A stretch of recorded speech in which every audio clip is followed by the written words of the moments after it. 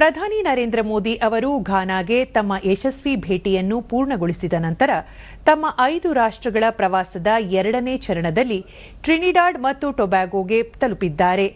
Trinidad ಮತ್ತು ಟೊಬ್ಯಾಗೊಗೆ ಭಾರತೀಯ ವಲಸಿಗರು ಭೇಟಿ ನೀಡಿ 180 ವರ್ಷಗಳು ಪೂರೈಸಿರುವ ಹಿನ್ನೆಲೆಯಲ್ಲಿ ಪ್ರಧಾನಿ ನರೇಂದ್ರ ಮೋದಿ ಭೇಟಿ ಅತ್ಯಂತ ಮಹತ್ವದ್ದೆಂದು ಪರಿಗಣಿಸಲಾಗಿದೆ.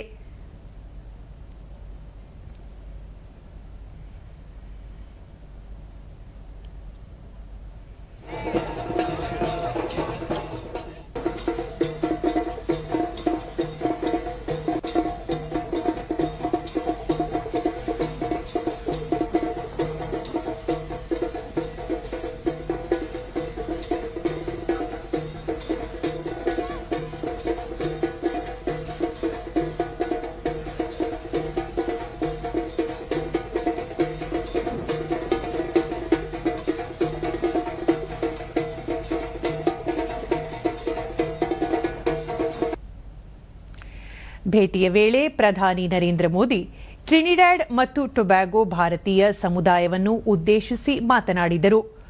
ಭಾರತವು ಶ್ರೀರಾಮನ ಪವಿತ್ರ ನಗರವಾಗಿದ್ದು ತುಂಬಾ ಸುಂದರವಾಗಿದೆ. ಅದರ ವೈಭವವನ್ನು ಪ್ರಪಂಚದಾದ್ಯಂತ ಹೊಗಳಲಾಗುತ್ತಿದೆ.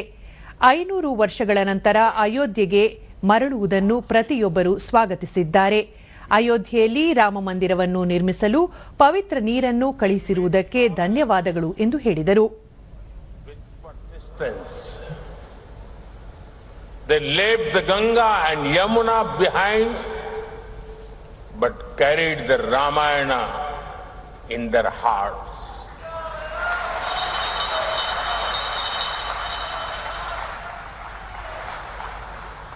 They left their soil, but not their soul.